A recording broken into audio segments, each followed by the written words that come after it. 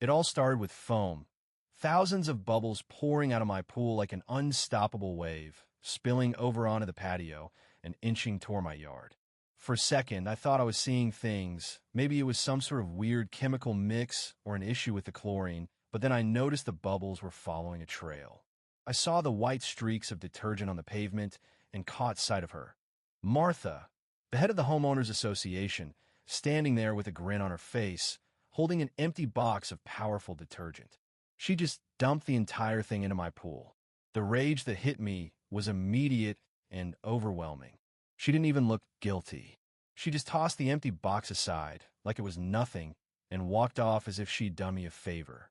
I stood frozen, grinding my teeth so hard I thought they might break. This wasn't the first time Martha had caused problems, but this time it was personal. For months, she'd been nitpicking my house, citing ridiculous HOA violations. My backyard furniture wasn't the right shade. My mailbox was non-standard. And apparently, my lawn was too wild for her liking. But this was crossing a line. Before I could even fully process my anger, there was a knock on the door. It was Noah, my best friend, who had unfortunately witnessed my outburst. He took one look at the foam disaster and burst out laughing. "Did you turn your pool into a hot tub or something overnight?" he asked, wheezing from the laughter. I shot him a glare and pointed at my phone. "Martha," I muttered. Noah's laughter stopped instantly. He grabbed my phone, watched the footage, and then whistled. Wow, she really went all in this time. I clenched my fists. I'm about 5 seconds away from turning her front yard into a swamp. Noah stroked his chin thoughtfully. "How about we make it bigger than that?" I frowned. Bigger. A sly grin spread across Noah's face. "Her HOA meeting is today, right?" My mind was already moving ahead, considering my options. Martha would be there, sitting at the front, lecturing the rest of the neighborhood on her ridiculous rules. She thought she could get away with this. She thought I wouldn't retaliate. Big mistake. When we walked into the meeting, the room was already packed. Neighbors were slumped in their seats, some looking like they'd been trapped in an endless cycle of frustration, others forcing a smile, knowing better than to challenge Martha. She was at the front, perched like royalty, her blonde bob perfectly in place despite the air conditioning overhead. "We need stricter rules for the neighborhood," she announced loudly. "Too many people are ignoring the standards." Her eyes flickered toward me, sharp as ever. "Some people think they don't have to follow the rules," she said, her voice pointed. I raised my hand. "I have a question, Martha." She sighed dramatically. "Yes, Jake." I stood up, holding my phone out. "Would you say that dumping industrial detergent into someone's private property is considered a violation?" A murmur spread across the room. Martha's smile didn't falter, but I could see her hand twitch as she gripped her clipboard. "I don't know what you're implying," she said quickly. "But if you're talking about the incident with your pool, I was just trying to keep the neighborhood clean." I took a deep breath. "I have footage of you doing it."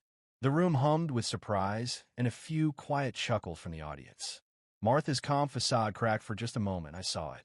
A flicker of panic in her eyes. She quickly recovered.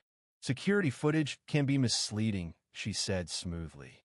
"And let's not forget, your pool has been a concern for months now. Maybe this is a sign you should reconsider your design to fit better with the community." Noah leaned in, muttering under his breath. "She's good. Evil but good." I kept my voice steady. "So, just to be clear, you think it was fine to dump soap into my private pool because you didn't like how it looked?" Her lips tightened into a thin line. "I think we should focus on the bigger picture." I turned to the crowd. "Raise your hand if you think Martha is completely out of line." Martha cut in sharply. "If you have a problem, you're welcome to file a complaint through proper channels."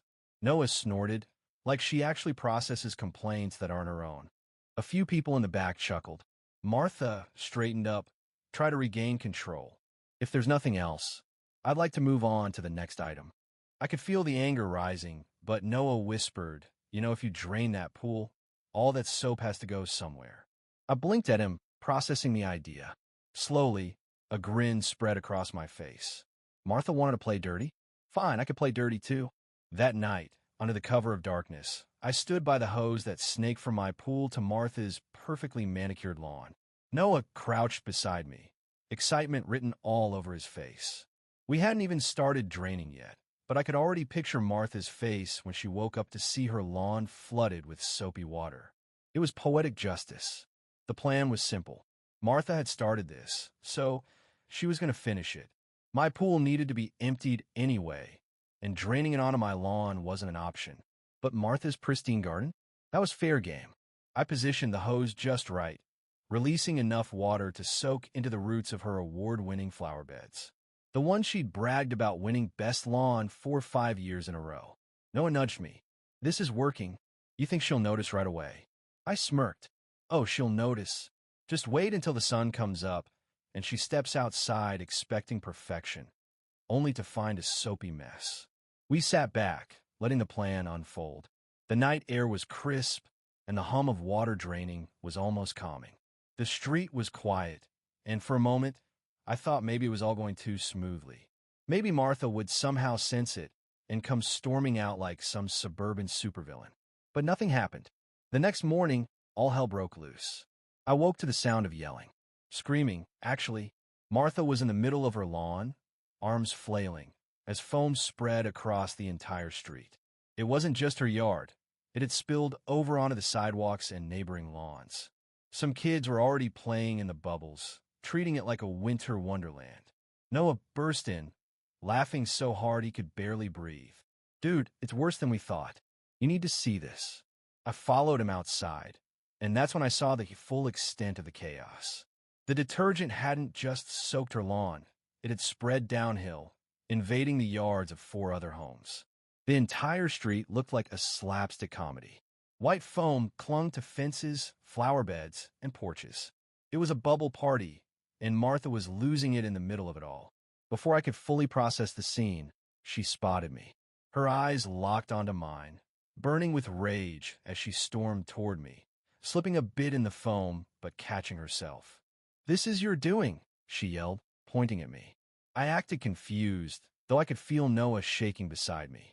"My doing, Martha? I woke up just like everyone else. What exactly are you accusing me of?" She pointed at the mess around us. "You drained your disgusting soap onto my property. Do you have any idea how much damage this could cause?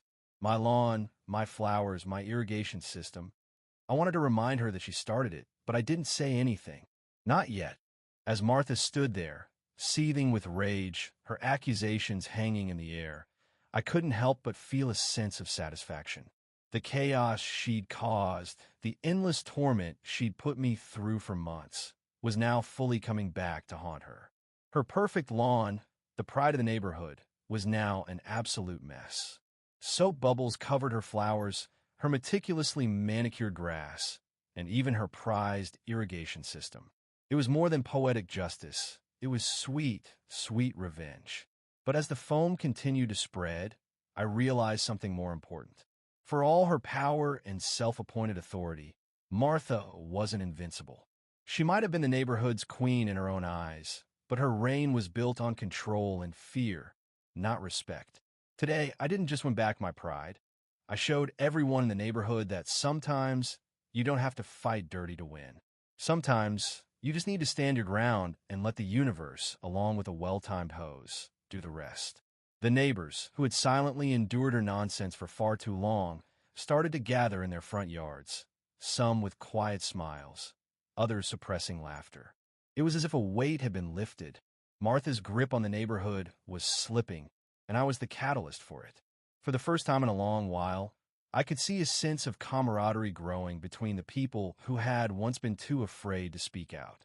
As I walked back toward my house with Noah, I couldn't help but chuckle.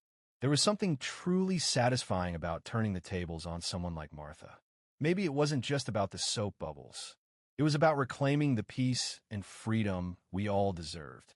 Sometimes a little chaos is the only thing that brings about real change.